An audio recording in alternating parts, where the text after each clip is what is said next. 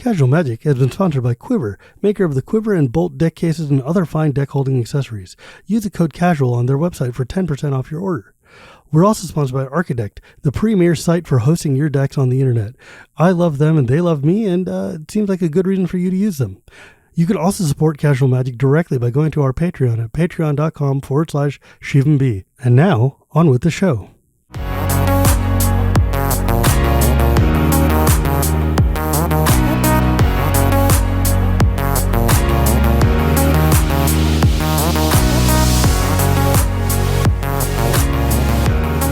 Hello and welcome to Casual Magic, the show where we talk about the fun side of Magic the Gathering. My name is Shivam Bhatt, and Casual Magic is brought to you by Architect and Quiver and my patrons at patreon.com/ShivamB. Today, I'm very excited to have one of the most bubbly and pleasant people in the community on my show, Anna Margaret. Hello, my friend. I will be honest with you. When I first saw you come up and introduce yourself in the community or whatever, I was like, there's no way this person is this pleasant all the damn time. This has to be some kind of actor facade. And then we actually met multiple times in real life and hung out. And I'm like, no, she actually is just a really pleasant person. So I actually get that a lot. People are like, you can't have this much energy in real life. And then my friends who know me in real life are like, no, she really does. No, and it's so lovely because I am a very optimistic and happy and enthusiastic person at events and shows and just in life.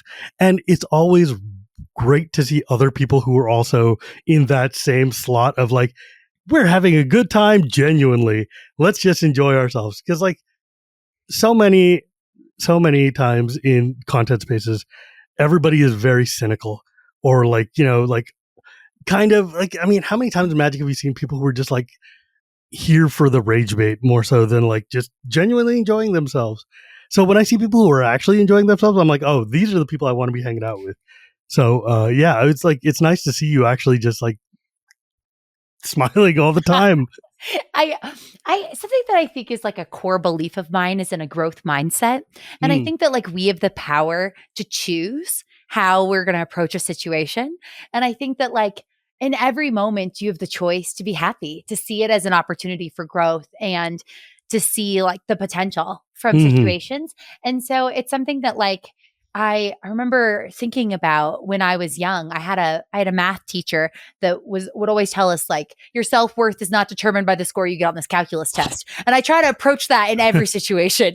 And so I think that positive attitudes go a long way. And I genuinely love games. And so most of the time people see me at events, I'm thrilled to be at the event. Right. So I am just really happy. Yeah, it's awesome. I love that because I think it's just I think one of the things about MagicCons especially has been that they really remind us that, wait, this is fun and we like being here and we like each other. And it's great to be with other people who also like being where we are. Because the internet can get very cynical sometimes, and you're like, are we really doing this? Is this fun for anybody? It's no, it is. We do like this, and it's great, and I'm having a great time. I think that's a great perspective, especially because there's an element of content creation that's really isolating. Yes. I feel most of the time I'm alone in my basement. I'm not the most of the time I'm isolated. And so in times when you can be in person like MagicCon, they are such a great reminder of the vibrant community, of the excitement of the game and the people that are involved. And so I think these are really positive.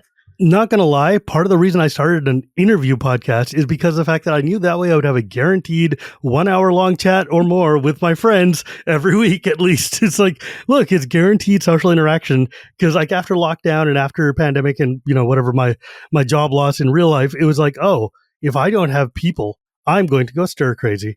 Mm-hmm. And so this and MagicCon have both been really great ways to uplift me and just remind for an extrovert it's just it's candy. It's I have energy again. It feels good. But we're not here to talk about me because there's 250 episodes of me talking about me.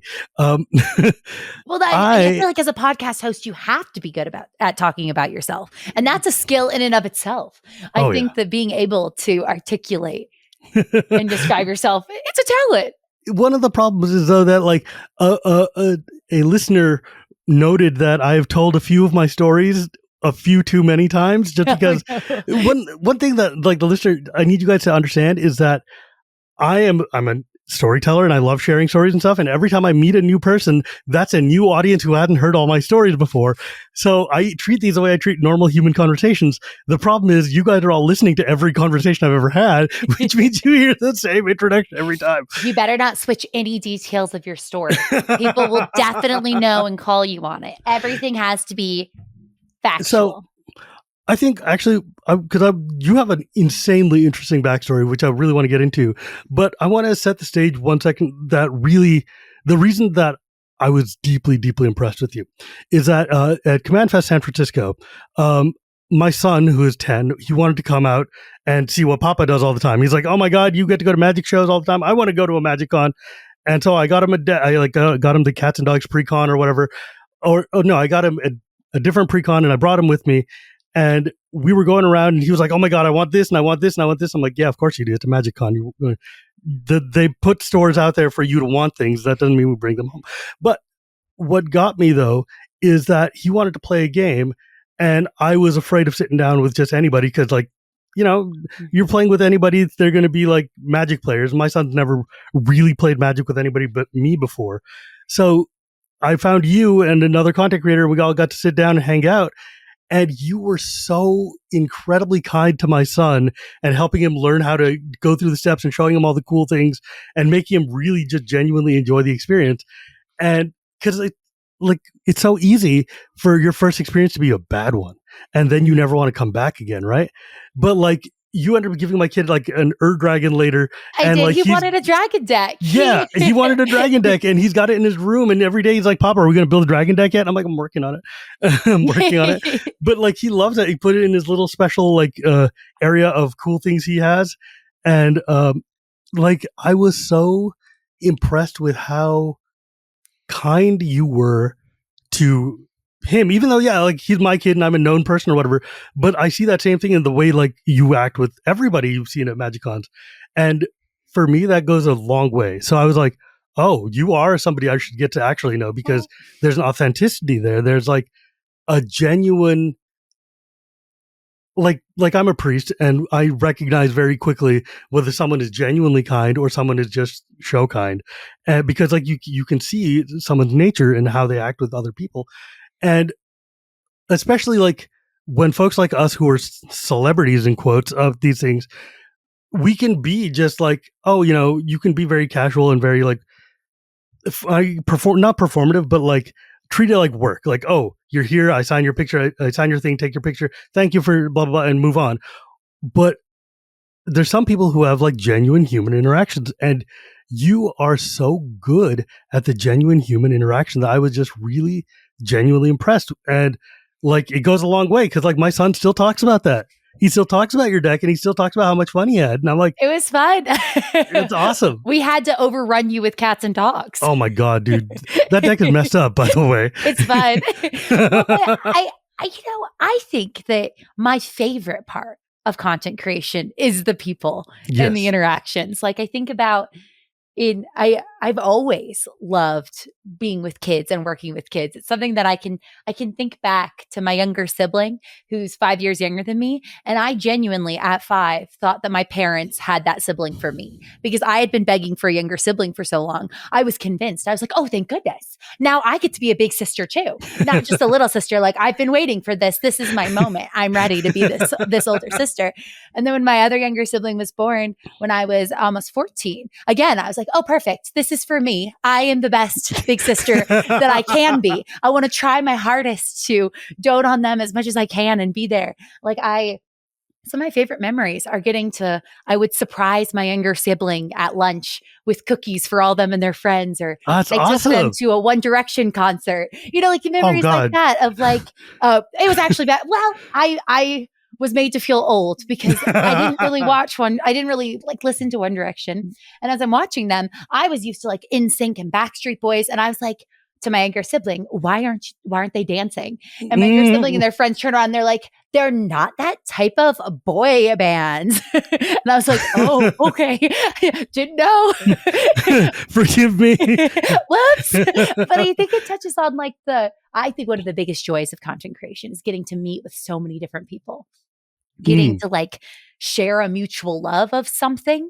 Like, I think that even from the time that we're little, like we as humans, like we end up clicking and connecting with people over shared interests, whether like you're in the same classes, you pick the same electives, you're in the same sports.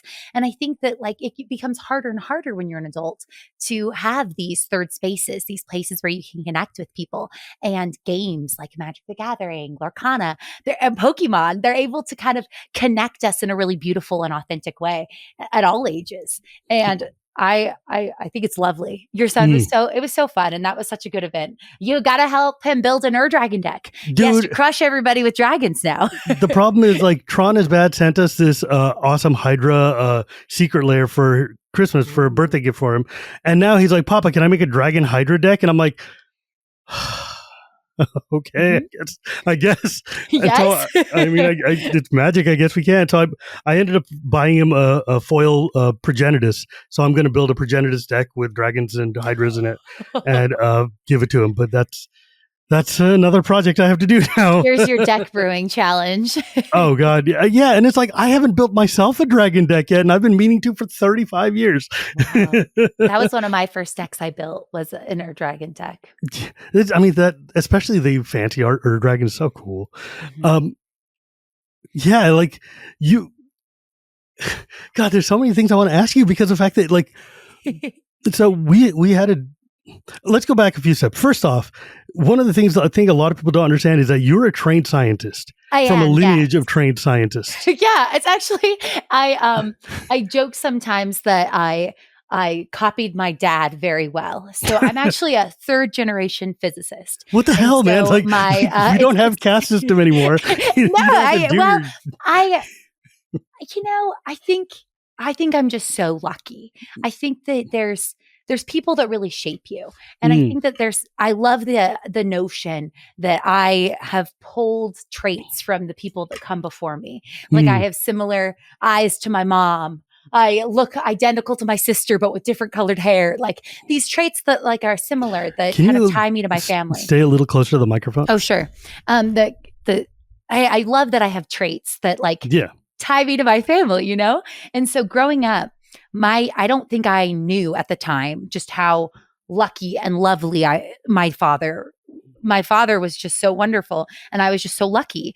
I never questioned. I remember in fourth grade, I wanted a chess club, and I didn't for one moment consider that my dad wouldn't leave his job at the Air Force Academy where he was teaching physics, drive to my elementary school and coach my chess club and then go back. Like I never questioned. Of course he would. It's my dad. Amazing. Like if I need a chess coach, of course, not only would my dad be qualified to do it, but of course he would come. Or like when I needed a robotics coach. Of course my dad would do it. Or then when I wanted to coach robotics, but you actually need to have a legal adult in the room, of course my dad will come as I coach robotics and he'll be the legal adult in the room for me. I like never questioned.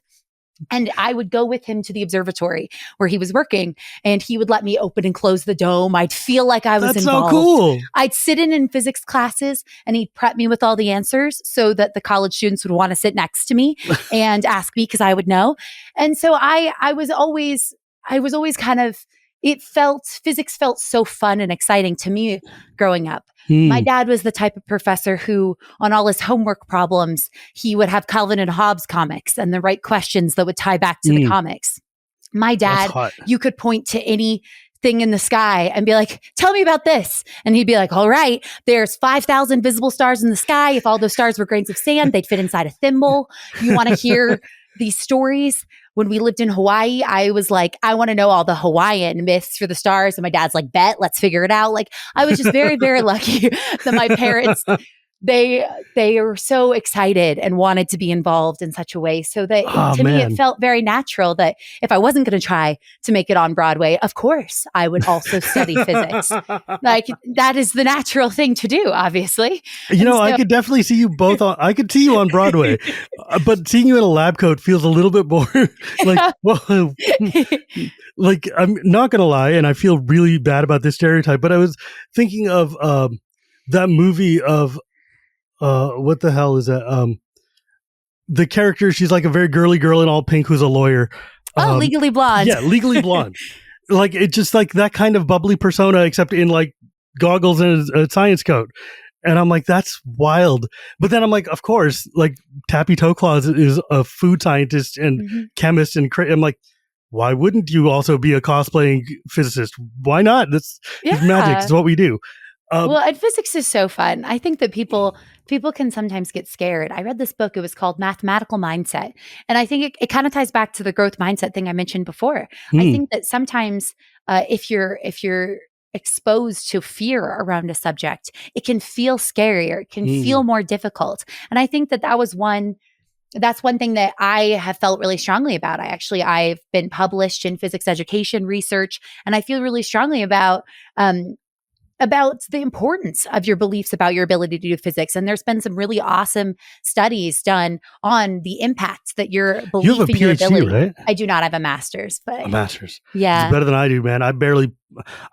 I was going to be a biochemist when I went to college, and I was super stoked about it because I love biology and chemistry. And then like now you have to do physics, and I'm like, oh, I'm an English major. What? No, physics is the best. It's all math, and I was so bad at math. I was like, oh no, I can't do this. It was very disappointing to my parents, let me tell you. No, English is so interesting too. I think like my sister, she was an English major. She's a librarian. And I think it's been one of the greatest joys for me is to have a sister who's a librarian. So when I can be like, I have a vague memory of this strange book that I think I read once in college, and I'd like to find it again. And of course, my sister's like, all right, here we go. And I can get it. And I think that there's, nothing is more difficult than something else. In my opinion, I don't think that English or math or science is harder than another thing. Or I really think that like you as a person, like you have the opportunity to learn and grow in anything, and we should follow our passions. Yeah. And if you're more drawn to a certain area, I don't think that there's any prestige in doing something you're not interested in. Right. Like what I discovered is like my joy is in, for instance, in linguistics and in learning the social evolution of language and how different cultures meet up and speak and communicate to each other. Like even the Vikings and the old Anglo-Saxons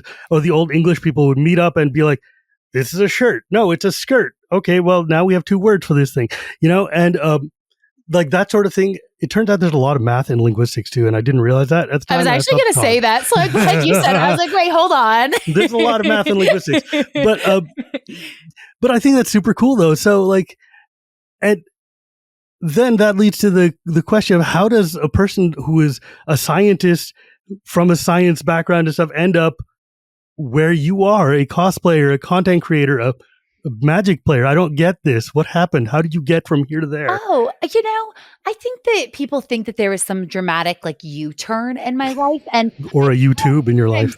I feel like it's a little disappointing to hear that. I actually think that a lot of engineers, scientists, and physicists are really creative. I think that a lot of times like solving a proof to me feels like a puzzle. And I think that people who are drawn to puzzles often really like art as well. And I think that music, all of that's really interconnected. So I've played the piano since I was 4. And so I am there's a lot of music on both sides of my family. So my dad grew up playing piano and the saxophone, and my grandmother, my mom's mother, actually played the accordion and the organ, and she even played her accordion for the president. I actually own her accordion now. She gave it to me, and I played my accordion in a band in college. I've wanted to learn how to play accordion my whole life. No, don't hesitate. It's so much fun, especially if you have some experience with piano. I was so nervous.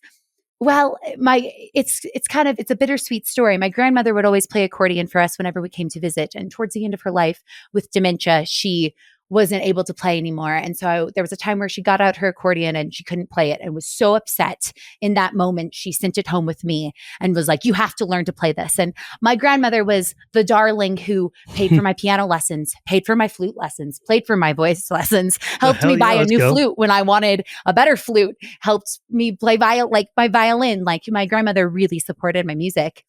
And so Love I was that. like, all right, I will learn to play this accordion. And I knew myself, and I knew that I would not be able to just set aside the time to learn this accordion because I was going to college and I was worried about this. So I signed up to be in a band because I knew that the pressure of letting people down would force me to pick up this accordion, and it worked. And so I did that for about 2 years. And I will say, it wasn't like I picked up an instrument out of nowhere. I had played piano since I was 4. So was it a keyboard accordion or was it one of the chord ones? So accordions have buttons on one side as a keyboard on the other side. And so it is a 120 button accordion, I think. That's big. Exactly. Yeah, it's a big accordion. Yeah. Yeah, because like, I don't know. I'm not going to get distracted. Because I've gone down the accordion wormhole many times. Oh, it's so fun. Do you like tango? Are you like an Argentine tango? I do. So I love tango. I love polka. It's not exactly. It's not. Yeah. Typically, there's not like the flavor of accordion that I've played. Yeah. But through college, I love dancing to live music. I've been involved in dance since I was 2. I started ballet at 2. When my older sister, who was 5, got to take ballet, and I was so jealous, I would get dressed up in a ballet outfit and peek through the window and dance in the hallway until eventually they're like, "This is absurd. You can just join the class." And then I got to join the class, and so then I still dance. I still do points, and I love dance. But my darling older sister was so loving, and let me join her in almost every activity all growing up. I feel very blessed to have such a wonderful family. And you are too wholesome for me, man. I don't know how to deal with this. My sister was like, I'm sure she was a little bit like, oh gosh, here's my kid sister playing around again. But I really do think my older sister is one of my very best friends, and we're still very best friends. And I'm so glad our partners get along. I was a little worried because like you can't force people to be good friends. Like you can't but my sister and I have enough in common that the people we chose have a lot in common as well. So it worked out in our favor. We're good. They hang out and they're friends too. So we got lucky. But I danced for a really long time. And I started doing partner dancing in high school. I was about 14 when I started doing Lindy Hop, swing, different kind of improv-based dances. The 90s. No, it wasn't 90s. Wait, when I was in high school, gosh, now I'm going to just give an age. It was like the 2010s. Oh, Jesus. You cannot be that much younger than me. I'm not that much younger than you. I'm 30. I graduated high school in 1999. I'm 43. Oh, I graduated high school not then, but I was. No, you didn't. But I was 1993. Wait, what? 99. 99. I was like, what? 93. No, 99. I was like 14 in 93 or something. 13, yeah. 12. I don't. Whatever. It doesn't matter. I was not in high school in 93. No, but dancing to live music. And so dancing to like Argentine tango, those improv-based dances, those are like my favorite. And so live music, I love it. Have you ever heard of the band The Gotan Project? Yes, I have. Yeah. That's amazing. Okay, great. No, I really have. Lots of people will dance Argentine tango. Yeah. To the Gotan Project. It's very popular. That's so cool. To play at milongas. Mm-hmm. Yes. Oh my God. Yeah, I'm a big fan of like Spanish and Argentinian like dance and music and that kind of vibe. So it's very cool. Like when I went to Spain recently, I got to go to a flamenco show in Granada, and I was like, this is the coolest thing in the world. I'm so excited. That must have been awesome. Oh my God, it ruled. But yeah, so that's insane. Oh wait, I was saying how I got into. I can get us off. You're like, I get us off on bunny trails. No, that's me. My ADHD brain. I'm on everything. Okay, let me circle back. So I think that science is actually very artistic, and I think that they're very, very similar. And so I think if you had asked tiny Anna Margaret, like 3 years old, what I wanted to be when I grew up, I would either have told you like astronaut or ballerina. And for a long time, it was like I wanted to be a performer or scientist. Like those are all to me. They always felt very interconnected. My mom's an artist. My dad's a physicist. They both love to paint. You have like the weird dream life, man. What is this? Like- I don't know. I think that I always felt very inspired, and so I've done art and performing my entire life. And you grew up in Hawaii? My dad was in the Air Force, and so I've lived kind of all over. I've lived in New Mexico, Colorado, Hawaii, California, Florida. I've been kind of all over the place. That's awesome. And so yes, middle school was in Hawaii. My dad's company, he works for Maui, has a bunch of telescopes on the top of Haleakala, and then there's a big supercomputing array at the base. And so my dad and my dad works there. He's remote though. So I moved 10 minutes from him. So my my dad has been called frantically to help me rethread my serger because I'm convinced that sergers can smell fear. And sometimes you need an emotional support person to stand next to you while you rethread it. Otherwise, you can't finish the costumes. So my lovely father has come over to help me. There was another time I needed a costume for a charity. I was invited to this charity ball, this charity gala, and I didn't realize I needed to be in costume till like day of. Oh, and I was no. like, oh no, I need to no. like make a ball gown-esque costume like today that's vaguely referent, that will work. And so my dad came over and I think we made the entire thing in like 6 hours. And it's not the prettiest costume I've made, but it was made.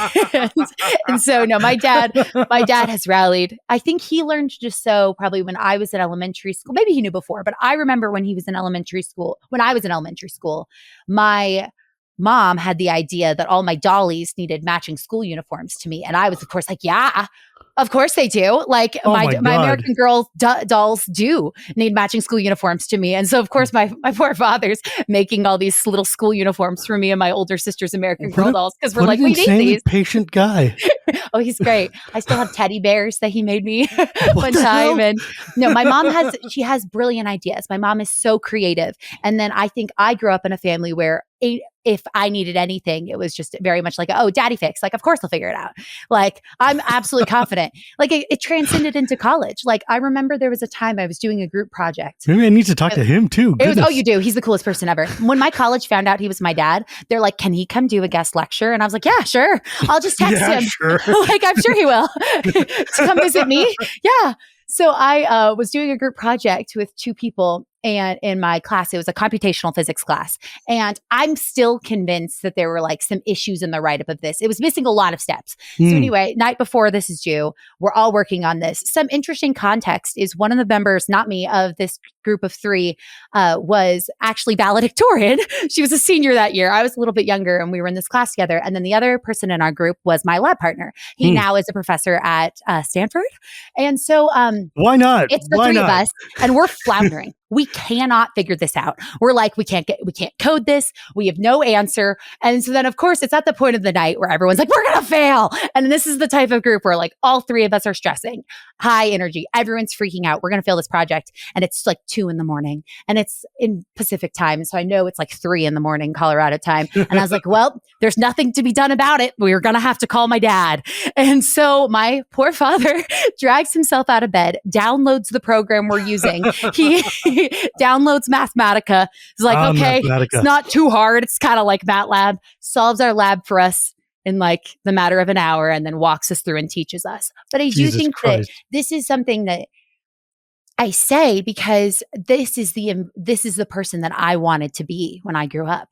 Like I truly think that I know one of the smartest people in the world and he's inspired me. I spent hours copying my dad's handwriting so that I would have the same handwriting. He had such beautiful handwriting writing on the board. Like when he would be teaching his students, it was so easy to read. He had like the engineering graph paper that he would like do, all like the homework. And I was like, I need this. And I would like try to turn in my assignments in with like, and I'd practice. And then my mom's cursive, I saw her beautiful penmanship and I was like, I need beautiful cursive. I practice calligraphy. And so I feel like while now my handwriting is my own, I know that tiny me in elementary school was like, I got this. I'm going to have beautiful handwriting. And so my mom being an artist, like she's so good at painting. I was like, I can paint, I can do this. And so I do watercolors. I do tons of painting. And so I think that like, it's all interconnected. It's all the same. Yeah. I didn't pivot. I've always performed. I've always been in musicals. I've choreographed musicals since I was in high school for community theater in my high school. And so when I was teaching physics and chemistry and my partner was still getting his PhD, I needed a second job because teachers don't make a lot of money. So what was my second job? I was a performer. Every weekend and every evening, I was a princess performer. I was Elsa all the time. I've performed for the City of Denver holiday party. I was, Jason Aldean wanted to hire me as Anna. Like I did a lot of different performances. And so it was definitely not a crazy pivot. It was kind of I'm already doing both these 2 things. And it was my second job. I would joke I was a part-time princess, but a character actress and performer. I was choreographing musicals, teaching dance, I've taught piano. So I was already kind of doing all of that while also teaching. How do you not lose your mind?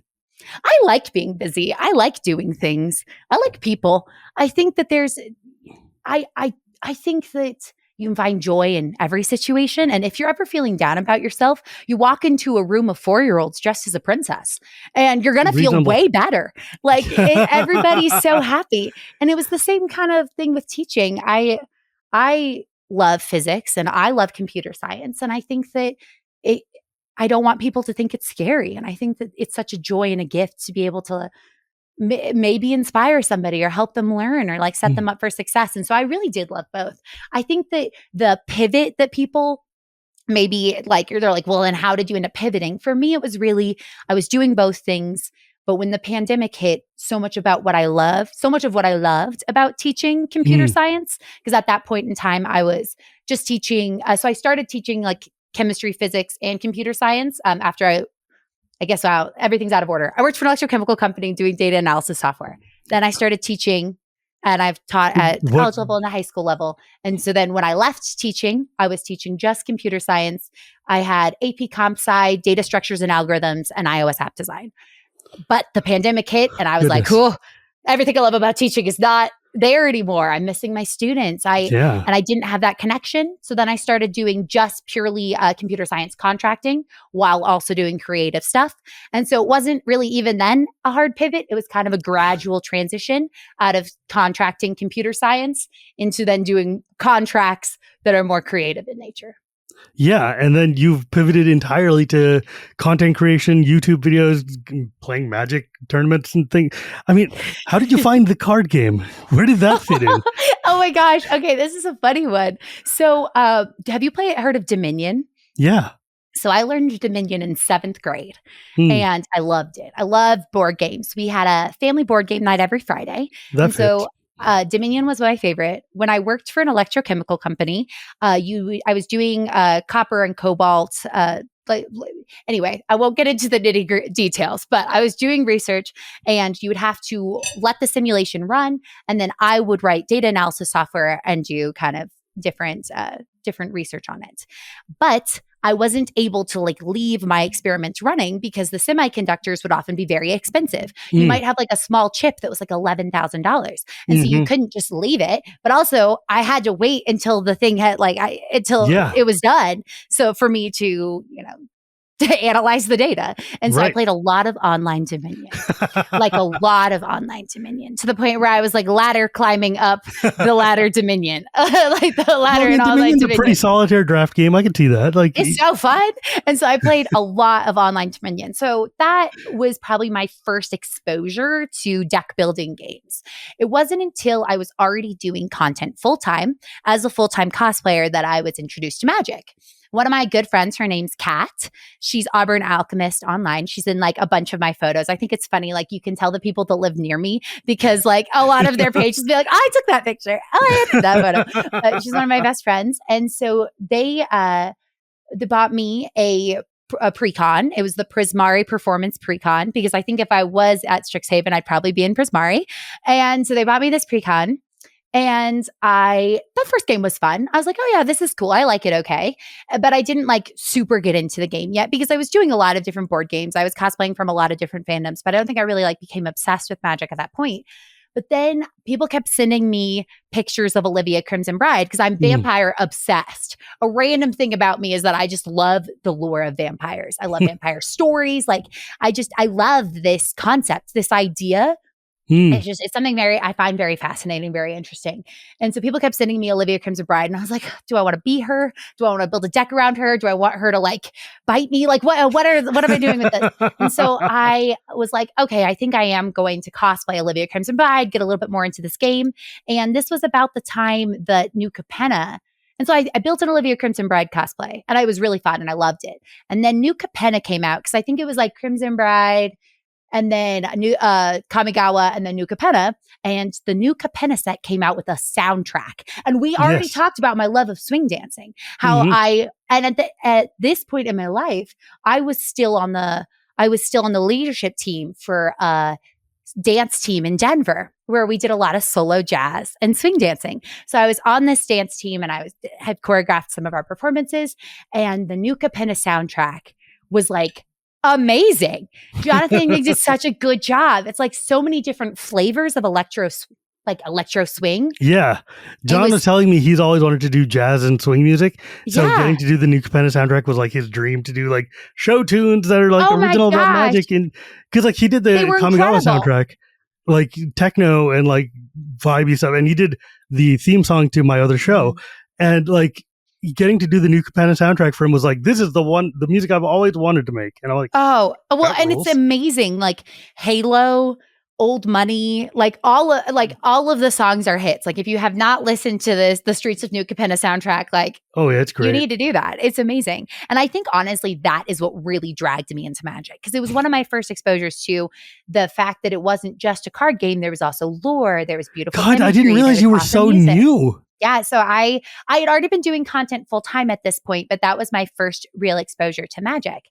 My first time playing Magic with people I did not know that were not my immediate family, who I made all learn. So of course my dad is too good at Magic. He should not be able to win as much with just his little unaltered precon. And so I mean, Richard Garfield was a pure mathematician, right? So of course I'm not surprised. So of course I played with my friends that live locally and my family. My first time playing Magic with somebody I didn't know was at a Magic event where I had been invited as a cosplay guest. And I remember walking in and being like, oh my gosh, there's so many people. What is everybody doing? But it was such a wonderful experience and I had such a good time that I obviously have continued, and I'll take any opportunity to play Magic. That is so wild to me. Like, I've talked to people who are like new or whatever to the game, but like, that's only like 2 or 3 years ago. That's insane. Because you came out of nowhere and appeared within my sphere of understanding. Because like I've been in Magic for a very long time and I'm very connected with like the community and stuff. And so like when people pop up out of nowhere, I think what got me, now that I'm thinking about it, is like how seamlessly you walked in, integrated yourself into the community, and built a kind of just an aura of yourself around here where people know who you are and know what you do. And I'm like, that is such a superpower, man, to just like walk in and be like, yo, I've always been here. You just didn't notice. And I'm like, surely you've just always been here. There's no way you're wonderful. Only 2 years from now. No, I've not been playing Magic for too long, but I think there's something that's so beautiful about the Magic community, is that there's so many different ways to engage with Magic, and there's so many ways to kind of fall in love with the IP. And I think that as a cosplayer, there's just such beautiful artwork, and so I really, really loved playing. And I think that I've been so thankful for just how welcoming everybody is and how excited. And something I've found is, I don't know if it's a superpower, but if people are excited about something, then it makes other people want to be involved. And I think that it's a good side of this herd mentality in some ways, that if there's excitement, if there's joy, if there's hype, that's infectious. It's like a moth to a candle. That's my entire and I just love games. I just love dressing up. I love having fun, and I love sharing what I'm interested in. And I think that that's fun. I will happily talk anybody's ear off about anything. Like I think poor Diana was, I made some joke about, I don't know, eclipsing binary stars. And she's like, what? And I was like, oh, do you want to hear more about this? I am perfectly happy. Like if we want to transition to having this conversation be about eclipsing binary stars, like I'm there. Like it's been a minute since I researched them, but I'm published. I got this. Like, well, let's go. Yeah. Cause I was watching a YouTube video yesterday and I was thinking about you because this conversation is coming up. It was about the satellite that is going through the corona of the sun, and about like, you know, the fact that it's like 5 sun diameters away from the actual sun, but it's as close as we can get without getting completely obliterated, et cetera, et cetera. And I was like, Anna Margaret probably knows something about this. Well, you know, something I think about, and this is an interesting point that you're saying, it's whether or not I know about something. And this is something I would always talk about when I taught physics, is that physics or science isn't a body of information that you just know. Rather, physics is a toolbox, a set of tools that we use to investigate the world around us. We as scientists, like everybody can be a scientist, and we're able to use these tools to explore what's happening. And so I sometimes get more excited when I don't know something. Yes. Because then I have the potential to learn something. I can engage, I can investigate. And so it's something that like, it's one reason why I love chemistry. I didn't realize how much I loved chemistry till I went to college, but I fell in love with I was the TA for PChem, the lab and lecture. Like I loved chemistry, but I'm actually I was 2 classes away from, I guess, double majoring in chemistry, and it was OChem because I didn't want to memorize. I love OChem. And so I was so good at that. No, my most embarrassing college moment was being in inorganic chemistry because I took inorganic, but I had never taken organic. And everybody was like, you're fine. Like you did so well in PChem, like you'll be totally chill. I was like, okay, I'll be totally fine. And I will say, I did get the highest grade on every test because it was a matter of pride, because I made such a fool of myself day one when the professor just drew a hexagon on the board. And I was like, what? Like I was pretty good at that point. Like I had done really well in PChem. I was teaching. God. I was lecturing some in the PChem lecture. I was teaching the PChem lab. Like I knew a lot of chemistry, and I had never seen a hexagon before in my life. And I was like, "What on earth?" And so I remember I whispered to my friend Marilyn, who was sitting next to me. I was like, "What is this hexagon on the board?" And it became a running joke that I had no idea what benzene was, and it was so funny. And so of course, then it was a matter of pride. I had to do almost perfect through the rest of inorganic. See, and so, but delightful. I told that story to all my students when I taught chemistry later, and they would laugh, and it was funny. But I used it as a good example of that. Like that was such a motivation to me. That was such an a pivotal moment where I was able to laugh at myself and be like, "This is ridiculous. Here I am, technically taking this class without the prereq." The department was like, "Yeah, you're fine." But like here I was, and so I was like, "Oops, that one little thing, didn't know that." But I think that like I would tell this story to my students. Self-deprecating, yes, but also talking about how that was such an interesting opportunity for me to learn something new. Yes. And if I had just memorized that, okay, cool, I would have known it. But I needed to learn that. Like you're able to investigate, you're able to explore.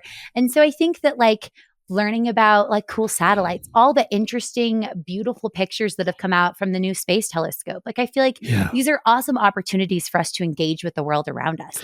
But we can use those same tools in gaming as well. Yeah. Like you look at groups like Magic Kids. I've loved volunteering with Magic Kids because I'm like, look, here I am using my experience as a teacher. But like getting to engage with like kids and people and teach through gaming is so awesome and so incredible. And so I don't know. I think it's all very interconnected and very fun and exciting. I am often asked like how I am so good with just people I've never met before.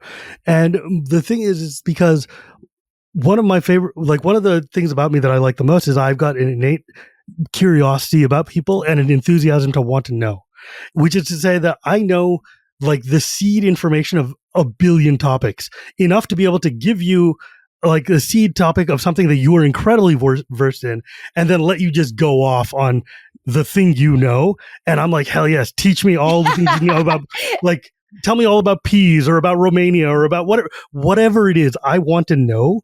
And when you are eager to know, and when you have that openness and curiosity, people know and they recognize. And because we're all nerds, the thing that nerds love more than anything is sharing the thing they love with like each other.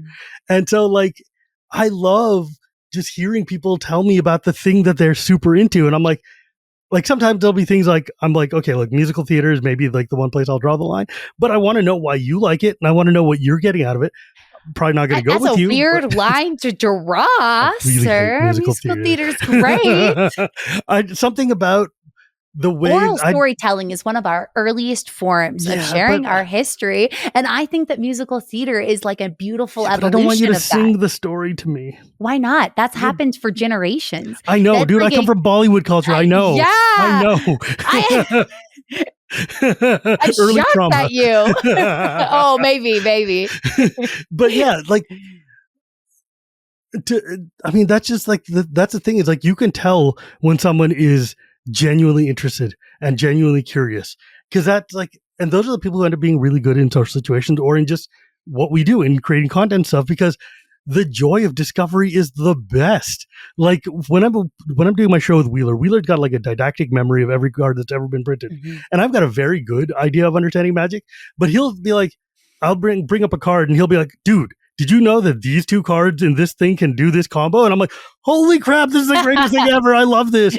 And that's like, I mean, that's, if I may say, that's part of my charm and why people like me, because I'm just very excited to be here all the time. And like, and I see that in you too. It's just there's a joy of learning and of the new. It feels like being a child all the time. Like every experience, you're like, oh look, oh my God, you're here, yay, you know, or like just childlike wonder. I think it's exciting. Yeah, like right now I'm reading a book called The Seed Detectives, which I got for Christmas. And what it is, it's a book about this guy who is in England. And he's gone around the world a bunch of times, and he goes to little villages in like Laos or in the south of Spain or in Argentina or whatever, and talks to random local farmers who've been planting this one bean that their great grandfather bred from 1,000,000 years ago or whatever, and nobody's ever eaten anywhere. And he saves it and makes it into a heritage. But it's all about like going to these places and asking questions of people who are super excited to tell you, but I've had no one to talk to, and then bringing that bounty back to everybody else and be like, look at this cool bean I found. And I'm like, yes, tell me about it. And it's so cool. I love that. I mean, like I'm looking at my garden right now where I've got this plant that's blooming right in front of me. You can't take it. I have to turn the camera all the way around, but it's a miniature kishu. A kishu is a mandarin that makes mandarins that are the size of marbles. So maybe a little bit bigger than a marble, but when you pop it, it is like the sweetest fruit you have ever eaten in your life. Wow. Completely seedless, and it tastes like a hard orange candy or something. You're just like, this is insane, and I could eat 400 of these. And we found like the one tree that somebody had imported to California, got a cutting of it 3 years ago, and planted it and grew it. And this year it's actually got like... Oh my gosh, so you actually had the fruit. You're going to be able to You can see the oranges try. on the tree right behind that chair. Yeah, and I've got it to fruit, and it's like insane. And it's got like 150 fruits on it, and this is going to be the greatest February ever. That sounds great. That'll be so cool. Yes. I wish I was better with plants. Finally found the one thing. Yeah, I've got a bit of a black thumb. I think it might be never been a strength. Yeah. So to pivot away from that for a second, one thing that really intrigued me was when we were sitting in Las Vegas, you, me, and Zebex went out to dinner one day with a number of our other friends. I think like, you know, Dana was there, the Graham and Kathleen were there, etc. We went out to eat dumplings, which was amazing.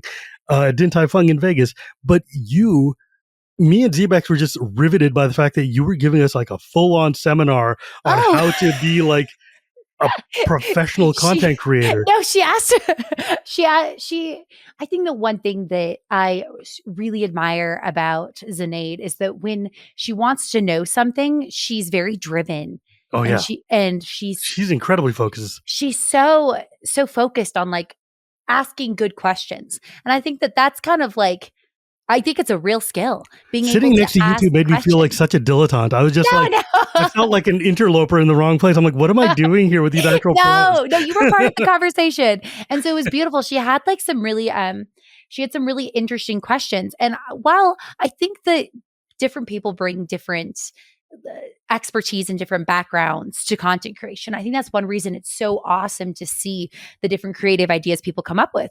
And I think that one thing that I bring is the fact that I'm actually a scientist, and so I'm a little bit too data driven. And you're a data scientist at that. And so it's really easy for me to be like, okay, I'm going to look at these analytics, and so I think that what ended up coming up over dinner is kind of some of these like tools that maybe aren't easy to find sometimes in social media that you can use and leverage to try to like get your content seen by more people. And I think that sometimes in content creation, people will talk negatively about the algorithm and like this algorithm. And while I think that there's a lot of benefit to, rather than focusing on the algorithm, focusing on your audience, think about like, who am I making towards? I think it's also important to recognize what algorithms are, and that you've learned, like people have learned algorithms since elementary school. We first start to learn these algorithmic steps of solving math problems. Of like we've encountered algorithms, and so while it feels mystic, there's actually actionable steps steps you can take to understand like why might my content not be seen by people, and like think about it from the perspective of like, if this algorithm is trying to follow these goals of keeping people on the platform as long as possible, they're looking at certain metrics like watch time, click-through rate. How can I leverage the fact that I know a little bit about how algorithms work, and I should know a lot about the audience I'm trying to reach? And so I think that like something that I try really hard, and this is something that I think everybody needs to try hard, is to not compare themselves to others. I think that being a middle child, it's easy to end up comparing yourself to other people. And it's something that I've grappled with my whole life. Like when you're in cheerleading and you're like, oh, they're a little better than me at this. Or when you go, or when I was in modeling, I know it was really hard for me not to compare myself to people. So I try really hard not to, but it's hard. And so I think that like it's easier if you can focus on just comparing yourself to yourself. And so that was like the kind of beautiful conversation we were having over dinner is how can we use the analytics that we have and our knowledge of not only what we want to create, but who are we creating for? Who's our target audience? And how do we make sure that we're reaching that target audience? And that like, I think about like the flavor of content I make is more nerdy lifestyle. And so I was just about to ask you that because we haven't actually talked about your actual content, which, what do you do? Like, what is your YouTube? What is your brand? I guess. What do you like? What do people come to you for? I would describe my content as nerdy lifestyle. So when you think about lifestyle content, you're thinking about outfits that people are wearing, events that they're attending, clothing that they might be wearing. And if you're thinking about nerdy lifestyle, that might look like dressing up as my favorite character from a trading card game. It might be like, here, I'm sitting on my desk. I've got like this little picture that Altered printed out of my Navenka cosplay from their game. So the clothes I'm wearing are often very silly, very nerdy, like Godzilla shirts, cosplays that I've made or jewelry that I've 3D modeled like that and then cool 3D printed. Eldrazi, necklace you made? I made an Eldrazi inspired necklace and I had so much fun. And so my content is showcasing this nerdy lifestyle that I have, these things that I make and I create, and I will take people on adventures with me. And so sharing experiences that if you were to tell maybe a random person on the street, they're like, you played D&D in front of thousands of people? That's a thing that people would want to watch you do? And I'd be like, yeah, I did. And then you have to try to be next time you do that, man, you should invite me. I want to play. It was very, very, I love playing D&D. I'll definitely try to let you know because I love collaborative storytelling, and it sounds like you do too. I've been a D&D player for 35 years. Oh my gosh, it's such a joy. Oh yeah. And sharing a live audience has an infectious energy. This particular one that I'm referencing was at DreamHack. Brennan Lee Mulligan, he is somebody who does a lot of work with Dropout as well as Critical Role, and he's a very good DM. He was DMing, and so it was me and a selection of other people playing one shot on stage.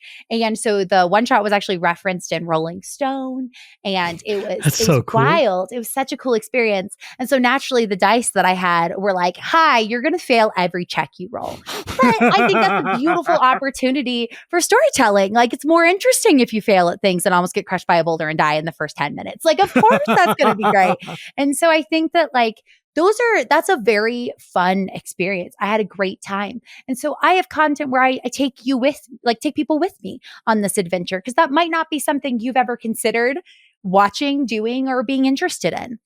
And so a lot of my content is project based because I like to make things. I like to discover things. And so whether it's using Blender to turn myself into a math magician like Zimone and being like, okay, no, that's literally, I could do this. I could plot all these characters. I could be a math magician and then do an elaborate photo shoot.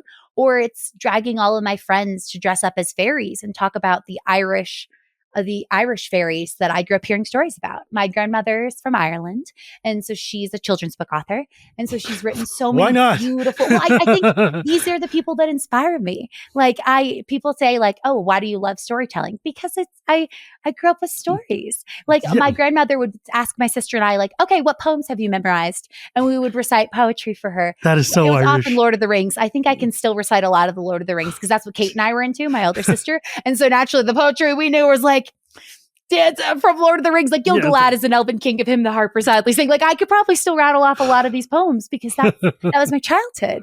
And so sharing this creation of fairy looks and maybe then sharing this folklore as a way of like sharing a part of myself. And so my content is very much focused on making things, but they're obviously very nerdy because I'm like the double nerd. I'm I love nerd this. by education, and I'm also just like obsessed with games and media. So it's kind of like all of it. And so I think that, I think that that's a lot of the digital content I make. I mentioned before that I was a character actress. So I've done a lot of in-person events, and in-person events are primarily what I've done throughout my I guess, journey as a creative and a content creator. I can sing. Like, when you hear a certain song, like for kids, it's kind of like you hear the cleanup song at daycare. Like, do you know what I'm talking about? Like, okay, this is the signal, like time to do something. Yeah. I am pretty sure I could snap into character hearing certain songs. Like, I still remember I was doing a holiday party for the city of Denver as Elsa, like 3 or 4 days. I forget the exact timeline after the second movie came out. Oh, geez. And so I was the Snow Queen and I needed to sing the new songs, but I was also still teaching at that time. And so I remember I left my teaching job, changed into costume, and then the whole car ride to the event was just singing Into the Unknown over and over again in my head because the movie had just come out. Like, I didn't fully know the song. Frozen 2 was awesome. Oh, it was incredible. Like, and I was like, I can't mess this up. And so I think I blacked out during the whole song, but I don't think I messed it up. And I now, anytime Into the Unknown, you hear those opening notes, I'm like, oh yeah, I got this song. I know this one. I could sing this in my sleep. One of my absolute favorite musicians is Aurora. And she was the voice of the 4 notes in the background. Like, I took my son to his first concert to see Aurora like a few months ago. It was transcendent. It was so good. But yeah, it was weird though, because like the audience was like, bunch of fans and then a whole lot of little kids. Oh, and yeah. I was like, because apparently everybody knows the voice from Frozen, so they want to come into her ear. And her songs are mostly safe. It's just in between when she gets a little adultish. But I'm like, well, it's a concert. It's fine.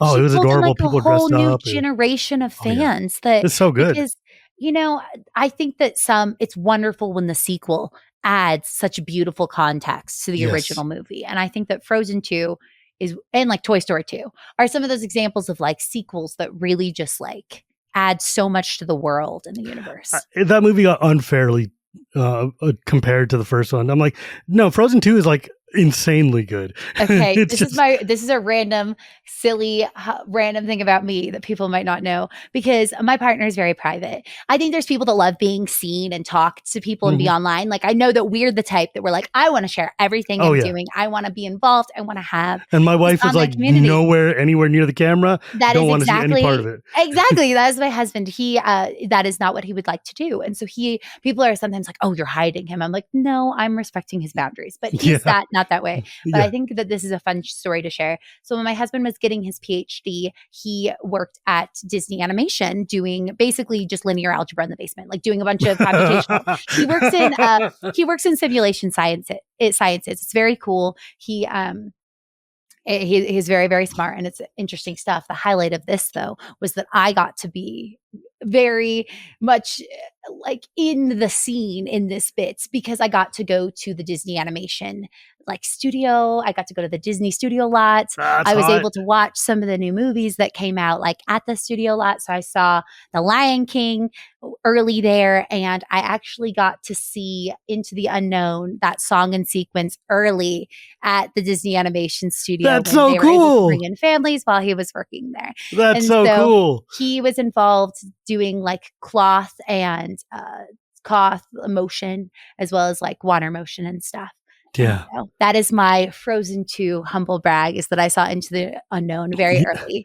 I had a friend who worked at Pixar, which is here in the Bay Area, and he invited me and my wife to come see Finding Dora at the Pixar Finding premiere in Dory? the theater. Yeah, Finding Dory in the Pixar premiere in their theater when it was like fully 4K and 3D in a way that like normal theaters are not.